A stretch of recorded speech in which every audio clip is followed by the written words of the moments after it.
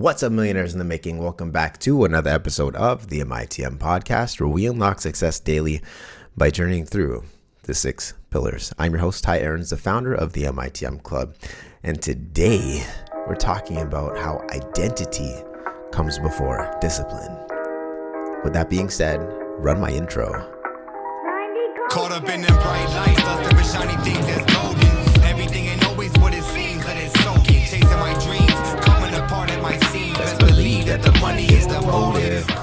All right. Welcome back to another episode of the MITM podcast. And identity comes before discipline for this simple reason. There's actually 5 core things we're going to talk about today.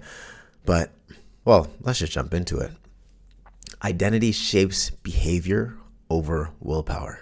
Now, research in psychology shows that long-term change isn't driven by willpower alone.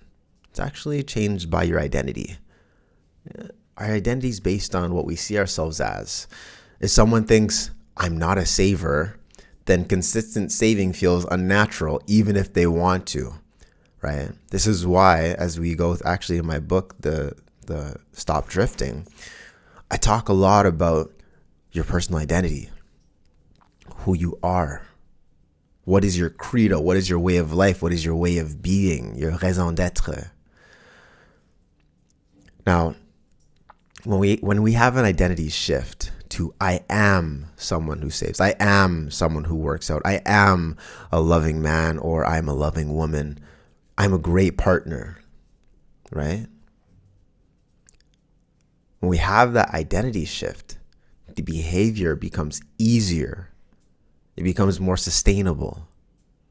I was talking to one of my friends a little while ago how it's so important to have these non-negotiables in life, right? It's great to have a list of what we do, but it's also great to have a list of things of what we do not do. It's probably more important to have a list of what we do not do, right? Now, discipline without identity is just temporary. When you rely solely on discipline or self-control, I'm doing air quotes, y'all can't see that. You're fighting against your self-image. You're fighting against the default tendencies that exist within you. Now, discipline can work in short bursts, but over time, it gets exhausting. All that mental energy trying to keep yourself in check when you're someone that does X, Y, Z and not someone that does not do X, Y, Z. Changing identity actually rewires the default mindset that you have. It's making structural behavior automatic rather than just enforced. There's a couple different ways that we can rewire our identity. Heck, one of them is to change your environment, right? Maybe we raise our standards. Who knows? Now, identity provides this internal motivation. This is a motivation rooted deeply in its internal locus of control identity, yeah? It's more consistent and deeper than just motivation tied to external rewards or even something like fear of failure. For example, someone that doesn't see themselves as fit naturally makes someone who sees themselves as fit naturally makes fitness choices. They go to the gym. They eat this food or they don't eat that food. Right? They update programs like XYZ. It's not a chore anymore. It's not discipline to force themselves to go. It's just a part of who they are. It's a part of who you are, who you become.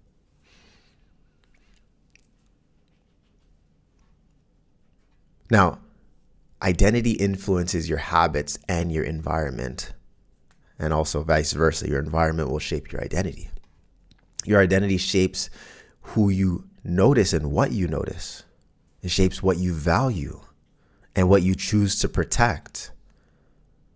When you start seeing yourself as a certain type of person, like an investor, like say this, I am an investor. I make money work harder than I do. Identity shift in a microcosm type of way. Or I'm a healthy eater.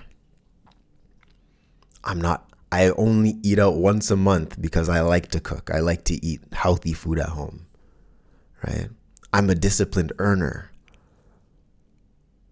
If you start to see yourselves as these different things, your environment and your habits start to adjust accordingly.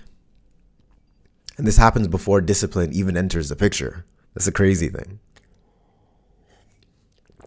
There's something called habit loops and contextual cues. These emphasize self-identity as a filter for behavior selection. Now, identity change leads to sustainable transformation over time.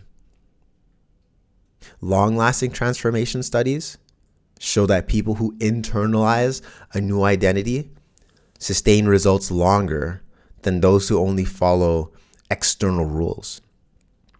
Identity changes create a psychological foundation that supports consistent behavior without relying on discipline alone. Like mindset shifts, at least when they research this in behavioral science and habit changing frameworks, they can actually start to predict what happens in that person's life. All right? These frameworks have a predictive power on consistency, on what you do or don't do. It's kind of wild, right? The core takeaway for today for you guys, for all y'all's in the MITM club, the core thing that I want you to walk away with is discipline is powerful. It's extremely powerful. But without the identity that goes with it, it's like having fuel with no direction. You got no roadmap. You have nowhere to go. Identity is the lens that makes discipline effortless and automatic. It just becomes who you are. You just do the thing. You just get up and go. There's not much thought behind it, right? I want you to actually take a moment and think about what parts of your life just seem so easy and what parts of your life seem a lot more difficult. And I want you to take a moment right now. I want you to take a moment to think about what identity you have or had that is linked to either or. The things that you're struggling with, what's the identity you have aligned with those things? The things you find very easy, what's the identity that you have aligned with those things?